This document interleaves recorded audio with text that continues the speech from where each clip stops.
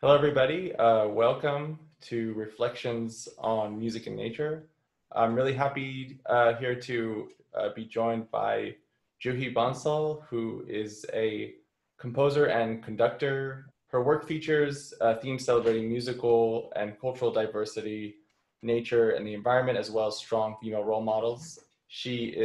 Holds a doctoral of musical arts and is a professor at Pasadena City College. You can learn more about her and her music on her website. Juhi, thanks so much for doing this today, making the time for this. Yeah, of course. Thank you so much for having me. I was wondering if you could start by maybe talking a little bit about how your different musical influences. You have a very interesting sort of life background as well, and some of those influences are, of course, including the natural world. But just if you could talk about all of those different things and how that impacts your music and maybe your process as well, that'd be great. Sure. I mean, I think like everybody writing these days, there are so many different influences feeding into my style and my inspirations and what I do musically. Part of it for me, the multicultural element is obviously a big one. I was born in India, lived for 11 years in Hong Kong, and then moved here to the US just for college. And so I had, it's interesting when we lived in India, and even when I visit my family now, what we listen to on the radio is always Indian classical music. So that's just, as far as a sound world, something I've always had in my ear. And when I was in Hong Kong, I studied a little bit of Chinese music, got involved in Western classical music, did some musical theater, did, all these different things. So those are also things that kind of feature into my style and my voice as I was finding it as a young composer. And musically, I think as far as the actual audio sense of it, those are a lot of the themes that play in the Indian music, the Chinese music, a lot of folk music, sometimes rock and even metal. As far as sort of extra musical associations and inspiration, you were talking about specifically kind of the natural world. And that has always been for me something that is inspiring in the simplest and most literal ways. I mean, I backpack a lot, I surf a lot, and I'm sure anybody who spends any time kind of out in the wilderness knows when you're in these magnificent places where the scale is just so enormous and you kind of feel pulled out of who you are as a person, you really kind of experience this almost an otherworldly sense of what's around you and you realize how small you are. For me, there's a lot of inspiration in that as well. And sometimes that translates into impressionistic things in my music, so that I have a number of pieces that are about various elements. Sometimes it's character pieces, where I have a set of pieces which are just about a specific place, and maybe they borrow something from text from that specific place as well. In terms of nature and landscape, I think that's the biggest thing that kind of contributes to who I am as a composer. So you mentioned about just the process of being out in nature also. I also wonder, do you ever feel like in your process that just being like doing these hikes and being in nature, does that ever influence, is that a part of your process in composing? I think it's very much part of the brainstorming process for me. And definitely, when you see specific shapes, I'm a pretty visual person. So when I see shapes, and it can be shapes of clouds, it can be shapes of mountain ranges and the kind of, these very stark edges that they make.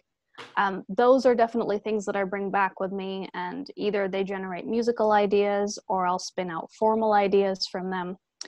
I'm not one of those composers who, looks at something, a scene, and decides that this is that in music, this is that in sound.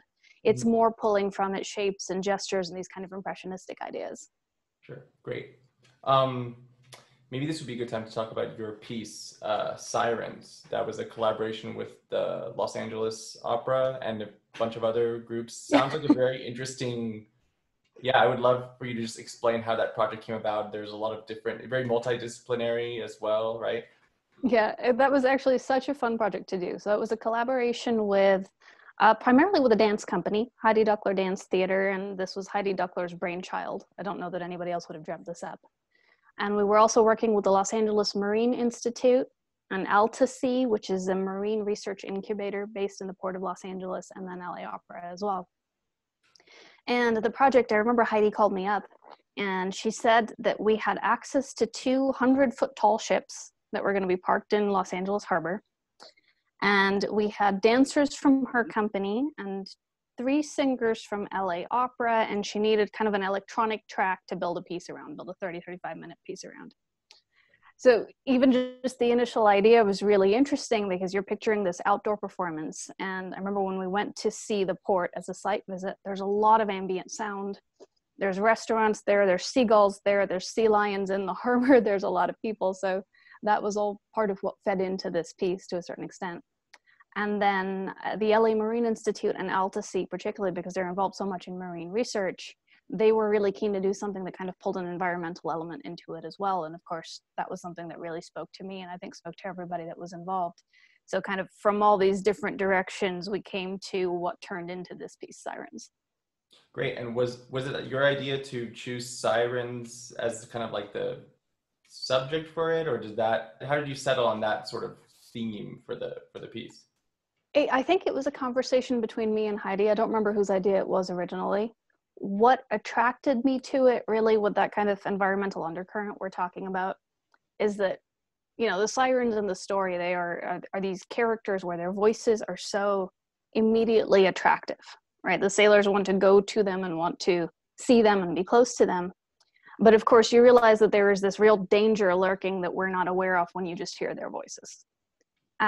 And to me, just kind of thinking about it from that environmental perspective that we were wanting to tell, also there's this kind of undercurrent where when we're talking about things like marine conservation and single-use plastics, which are such a huge problem for marine conservation, there's kind of that same sort of dynamic of it being something that is very easy and very attractive up front. You know, you go to the grocery store, you pick up a single-use something, you use it, and you're done with it.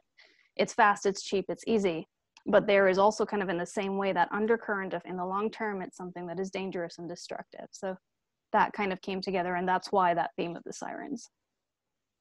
And do you think maybe there's something about, like, I mean, the sailors, they know that the sirens are going to hurt them, but then when they hear the song, they cannot help but be drawn to them and, you know, into their death. So maybe there's maybe there's some kind of parallel with that too. And Absolutely, yeah. We know that, you know, it's destructive to use, but we do it anyway.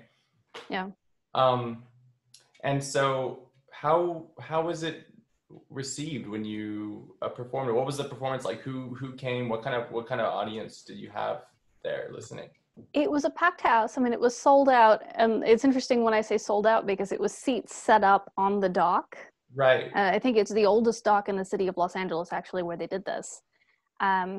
And it was a nighttime performance. I remember it was really interesting. Everybody was trying to find their way to where to park and where to just actually find their way to the site of the performance. It was a lot of opera goers. It was a lot of dance lovers also. I think that was half and half as far as the audience itself. I thought the reception in general was really strong. We would have loved to do it again. I know one of the things I was talking with Heidi Duckler about afterwards is because there were so many parts that came together, the one thing that we didn't get to do as much of as we wanted was lighting work. Because nobody had any experience lighting up 200-foot tall ships in an outdoor venue for... Yeah. So, I mean, it went extremely well. We're still talking about getting the chance to maybe do it again and do an expanded version of it again, but it was a very successful performance. That'd be great. And how did you mentioned the sounds of the dock, right? That, you know, it's a space specific site or piece. And so, there's a lot of noises, kind of ambient noises. How did that influence I mean, for composer, I think most of us were thinking of writing a piece like in a silent concert hall. Mm-hmm. That's the canvas, right? The silent. Often. Yeah, in general, but often there are many pieces like what you did where it's in an environment that is noisy and has all these. So how did that influence the musical choices that you made? Well, I remember one of my sort of planning visits was I went down and we actually went for a sail on one of the tall ships because the Marine Institute does this. They have sailing training sails. And I remember just kind of listening for the sounds and realizing there's a lot of wave sounds from the water itself, a lot of bird sounds, particularly because at the harbor they tend to congregate. There's restaurants and there's food, so you get a lot of bird sounds, occasional animal sounds, and then other sounds that I was going to have no control over. On one of the site visits, one of the restaurants was blasting mariachi as loud as you could out the window, and we were pretty sure that wasn't going to be a factor, but the entire piece was written with the understanding that there would be sounds that we'd have no control over. And musically, actually, I found that really interesting and really inspiring, because it led me to this idea of integrating then bird sounds and whale sounds and animal sounds and the sounds of waves, so that the electronic track that was kind of happening right under this piece, it began to represent the voice of the ocean, so to speak, and this kind of, you know, narrative about marine conservation that we're talking about. And what I thought was really interesting about that idea was that then when we have the organic sounds coming from birds, coming from, you know, everything that's happening around, they would fit in an organic way with what was happening in the music, so that there didn't need to be this separation where the audience is pretending they're in kind of a silent space. It's really that all the sounds that were happening around them would integrate into this musical sound world that was being created. Wow. So that kind of sounds to me almost like maybe a more transparent texture that has room for all those other sounds, maybe, or something like that. Could you set up the excerpt that you have for us? Tell us what's going on, and we'll listen to that a little bit. Sure. So I think what I had sent you was 2 disconnected excerpts from the piece. So this narrative that you and I were talking about, you know, the idea is that at the start you have the sirens are representing sort of this human voice, or the voice of what we do as people in this plastic-driven culture. And in the first third of the piece, they're kind of leading everything. They come first, and this voice, this like very sampled, heavy sound mass texture that represents the sound of the ocean, is always kind of behind them and under them. And by the time we get to the middle of the piece, that's the first excerpt that we'll hear, they are in direct conflict with each other. So you'll hear what's becoming a much more tense texture, fast, frenetic, and there's really kind of this tight back and forth between the electronics that are the voice of the ocean and the live singers who are the voice of people, so to speak. And then I think that goes on for about just over a minute. And then the second excerpt we'll cut to is right at the end of the piece, and it kind of shows that transformation where now it's the voice of the ocean. So really it's the bird calls and the whale sounds and all these other modulated samples.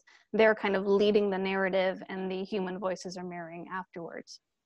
And what I thought was really interesting in that final excerpt that you'll hear is playing with a couple of audio illusions, and this idea of taking, you know, if you hear a sound first, even if it doesn't have really strictly clear pitch to it, what's really interesting is that if you repeat it and you put clear pitches to it, we tend to hear it with pitches every time it comes back. So it's kind of that's sort of the effect I'm playing with in the second piece, and it's trying to sort of imply this sense of now the voice of the ocean is kind of the primary thing, and the humans are kind of listening and responding rather than the other way around. So it ends with the ocean voices taking more of a prominent role. Great. Which is what I'd like to have happen. Yeah, I think so too. Okay, let's listen here.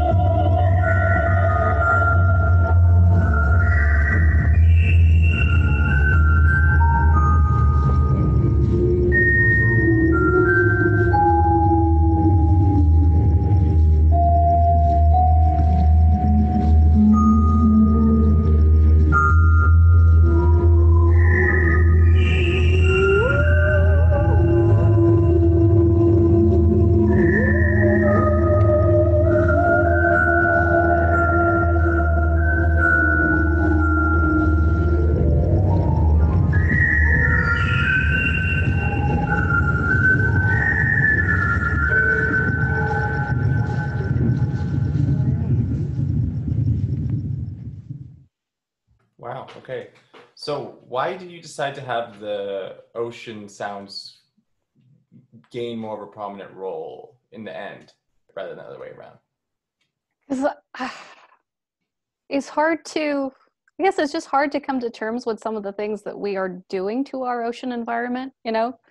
And you hear so much about the dangers of it. So I remember the number I've heard probably most recently is that by 2050, we're expecting to have a larger weight of plastic in the sea than we do of fish in the sea.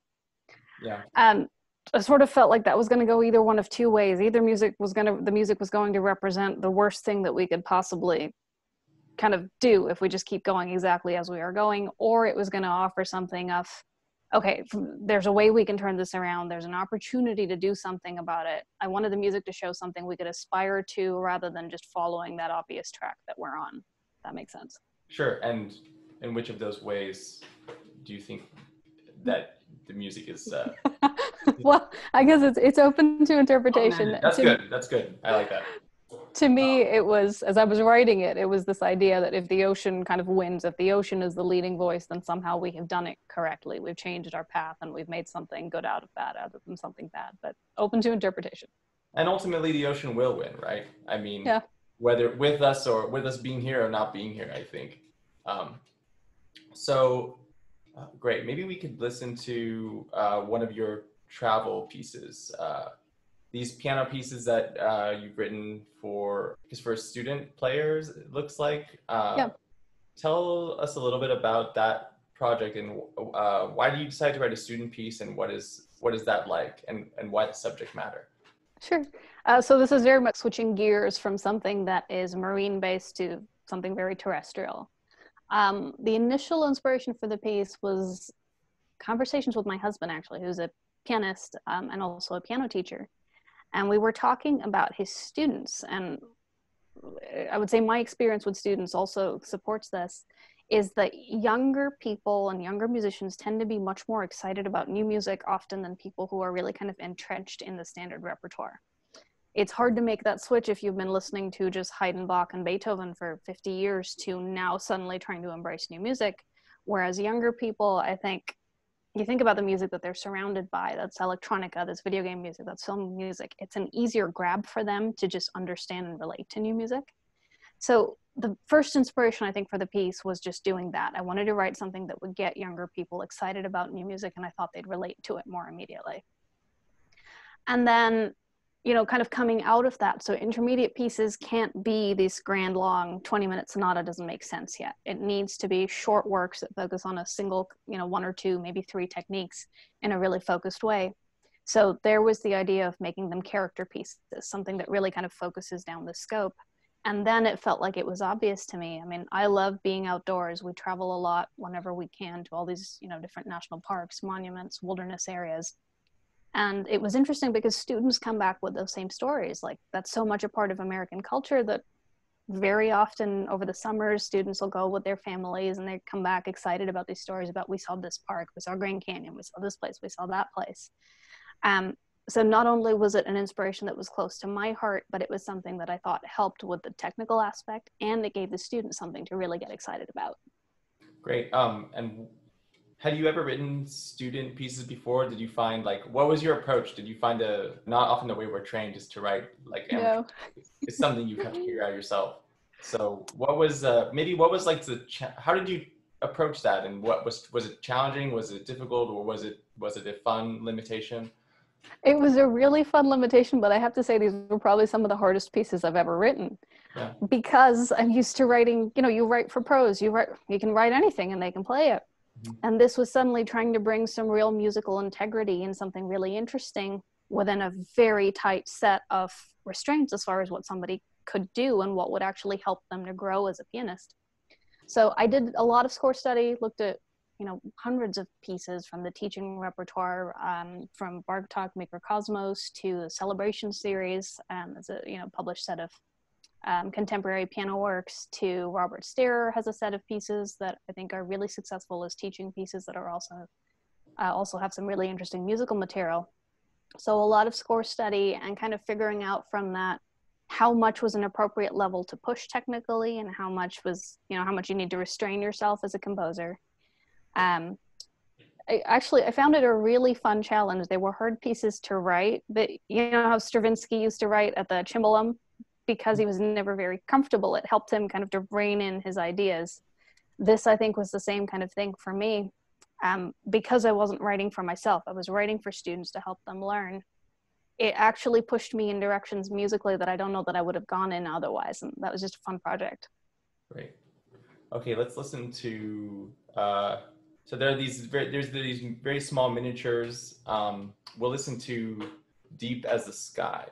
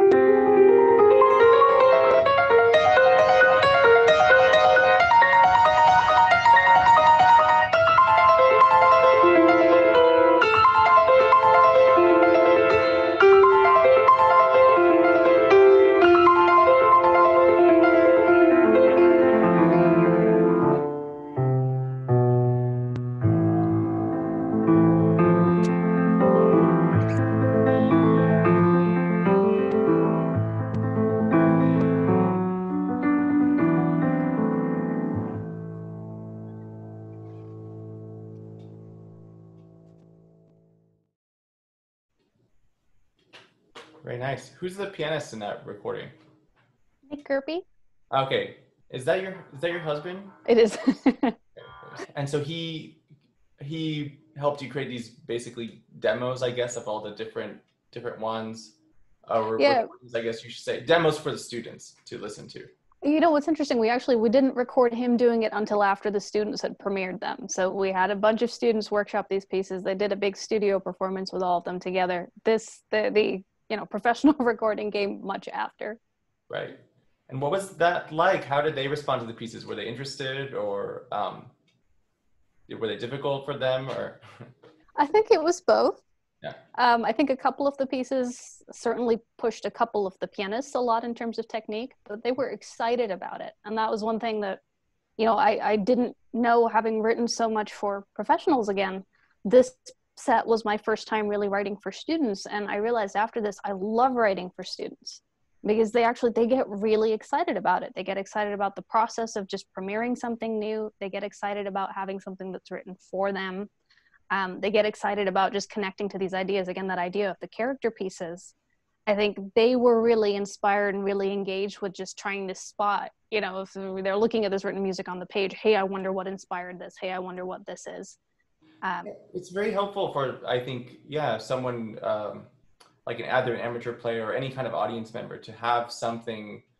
I think it helps people accept, something that they might not ordinarily accept sonically, and it also there's this connection that, well, like you said before, that people can interpret for themselves. Yeah. It makes it very interesting. I guess the last thing I want to ask you about is the role of artists and musicians in our times. So, I mean, I think the topic of nature, it's a little weird because it's so big and it's almost unavoidable, right? Like, I think there's probably very few composers who have never, engaged with the natural world in some way in their music. For that reason, I think maybe it's not necessarily talked about directly so much, and people have so many different approaches to the way that it influences their music and their process, and also what they hope to achieve, if anything, with it. And maybe that's besides the point. There's nothing to do for the music; it just is. So I guess, looking at our world in its condition now, which is very troubled in a number of ways, what do you think our role is, or what's our place? Like, how do you see yourself in sort of the big picture of things of doing? I mean, I don't think there's necessarily a monolith where as artists we all treat it the same way. I do think one of the things that maybe across the board that we do with our work is we give a voice to things that don't necessarily always have a voice otherwise. and we can make issues and concepts and ideas visible again in a way that they're not necessarily aside from the music that we create.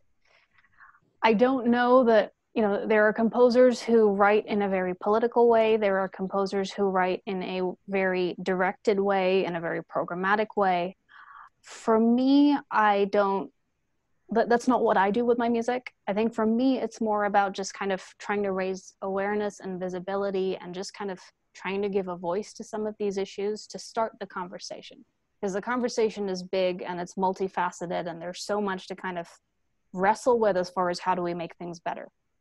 You know, I don't think there's an easy solution to that, and I won't pretend to try to give an easy solution in a piece of music. But I do think what I can do is just highlight issues and highlight things that we need to think about. And hopefully when somebody hears it or plays it or walks away from, you know, a concert or a studio class where somebody is, you know, maybe their child played one of these pieces or maybe they heard one of these pieces, my hope is that just that there's this dialogue and a conversation that sparks from that gets you thinking and wondering about what can we do to make things better.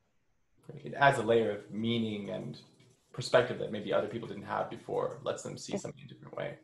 Right, exactly. Great. Well, thanks so much for doing this. It's really interesting and fun to talk to you.